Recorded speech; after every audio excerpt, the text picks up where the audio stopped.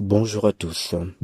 Tout n'est que tromperie, manipulation collective, soumission directe ou indirecte de l'humain envers les entités parasites appelées archontes. Elles sont invisibles, elles se positionnent sur le mental humain, définissent chaque jour ce que l'humain voit comme étant une réalité ou des réalités. Elles agissent de façon sournoise, ces entités. Elles rigolent de l'humain. Elles se moquent de l'ignorance qu'elles font subir à l'être humain. L'humain devient ainsi un pantin qu'elles contrôlent tout en donnant à ce même humain l'idée selon laquelle c'est lui qui se contrôle. Dans toutes les sociétés humaines, il a été montré, enseigné, dicté d'une manière ou d'une autre à l'humain qu'il est important d'être heureux, de sorte que l'humain fait ce qui est possible pour être heureux.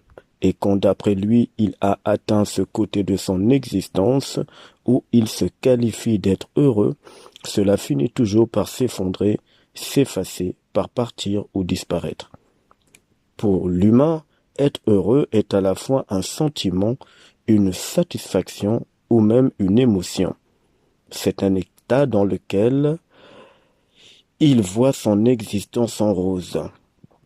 Chacun de vous qui écoutez cet audio maintenant avait probablement expérimenté ce que l'humain appelle être heureux. Que ce soit être heureux en famille, en amitié, dans le travail, dans la société, et j'en passe. Mais quelle immense déviation du réel, quelle grande tromperie que celle de chercher à être heureux ou d'être heureux au sens émotionnel du terme, selon le regard que la société, que le monde a imposé à l'humanité. Le mot heureux dans son étymologie n'a rien à voir avec le sens qui a été véhiculé dans le monde parmi les humains au milieu des sociétés humaines. Les entités ont une fois de plus réussi à bercer l'humain dans une illusion qui est très dangereuse. Le mot heureux signifie avoir de la chance. Cela n'a donc rien à voir avec l'image féerique qui a été vendue à l'humanité ou l'image qu'on nous véhicule de ce qui serait une famille heureuse ou un homme heureux ou une femme heureuse et ainsi de suite. En effet, étant donné que le mot heureux signifie chance, la chance n'a jamais été un sentiment, ce n'est pas une émotion, ce n'est pas un accomplissement et encore moins un but. La chance n'est pas ce que l'humain s'imagine. La chance n'est pas vue comme étant l'amour, l'harmonie, la joie, la satisfaction d'avoir enfin eu ceci ou cela qui serait vu comme étant le bonheur. Surtout que le mot bonheur, dans son étymologie, signifie le fait d'un hasard ou d'avoir la chance. Mais de qui se moque-t-on? Comment l'humain a pu se laisser berner à ce point? C'est parce que l'humain est sous contrôle de ses émotions, du moins les émotions contrôlent l'humain. L'humain est sous contrôle total de ses sentiments, c'est-à-dire qu'il se laisse guider par les sentiments. En fait, l'humain est sous contrôle total des entités, ce qui lui donne une vision biaisée du réel et il est plongé dans l'illusion des réalités. Une réalité n'est pas réelle. Et c'est pour ça qu'il y a plusieurs réalités. Ce qui fait que pour l'humain, la résonance vibratoire de certains mots sont totalement déviés. Et le résultat, il est présent. L'humain est certain qu'avoir du bonheur ou être heureux est lié à un sentiment, une émotion, un but, une finalité à acquérir au sein de la société et ce peu importe le prix.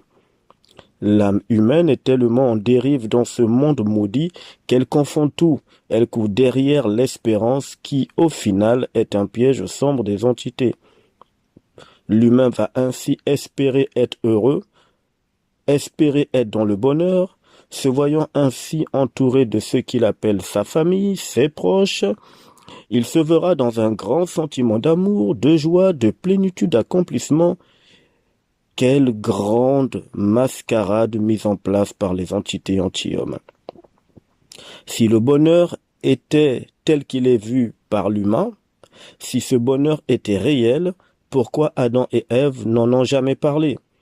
Si être heureux était le sommet pour l'humain, pourquoi Adam et Ève n'ont jamais dit qu'ils étaient heureux?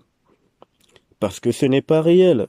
C'est une immense manipulation mentale des entités qui agissent sur l'âme humaine, c'est-à-dire sur le cœur, puisque le cœur et l'âme, vous savez très bien leur lien. Le mot bonheur et être heureux ont au final la même signification, c'est-à-dire la chance. Mais que signifie le mot chance? Le mot chance, dans sa définition la plus poussée, veut dire chuter ou tomber, pour provoquer un sort. Et si on va dans un détail plus poussé, un sortilège. Le mot chance, dans son origine, est aussi lié aux os, au S, un jeu d'osselets. Le mot chance signifie à l'origine avoir de la malchance. En fait, avoir des malheurs. J'emploie ici un langage humain accessible, car un être humain universel n'est plus soumis à la manipulation de la polarité, de la dualité, du bien et du mal, du jour et de la nuit, le bonheur et bref, tout ce qui a été vendu à l'humanité. Le mot change, je l'ai dit plus haut, signifie aussi tomber. Étrangement, il a le même sens que le mot tombe, ou encore le fait d'être dans une tombe, d'être enterré. On comprend mieux pourquoi les futurs mariés qui croient en l'amour font l'enterrement de leur ancienne existence, dans une fête appelée enterrement de vie de jeune homme ou enterrement de vie de jeune femme. Tout est occulte, tout a une signification qui est à l'avantage direct des entités anti-hommes. Je rappelle ici qu'il n'y a pas de vie dans cette planète maudite. C'est d'ailleurs pour ça que ça s'appelle le monde de la mort. Étant donné que l'humain cherche à tout prix à être heureux, donc à être dans le bonheur, donc à être dans la chance, c'est-à-dire que l'humain cherche à tomber, à être dans la tombe, il aura exactement ce qu'il cherche. La mort, la désillusion, l'effondrement émotionnel, sentimental de ce qu'il voulait par tromperie d'entité anti-homme. Rien ne sera durable. Il restera dans la tombe de l'ignorance jusqu'à sa mort physique, jusqu'à ce que son âme se fasse totalement piéger, épuisé d'avoir cherché durant toute son existence ce qui n'a jamais été réel.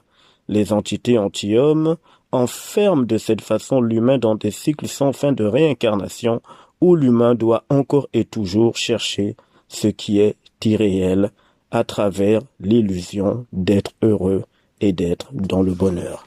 À plus tard.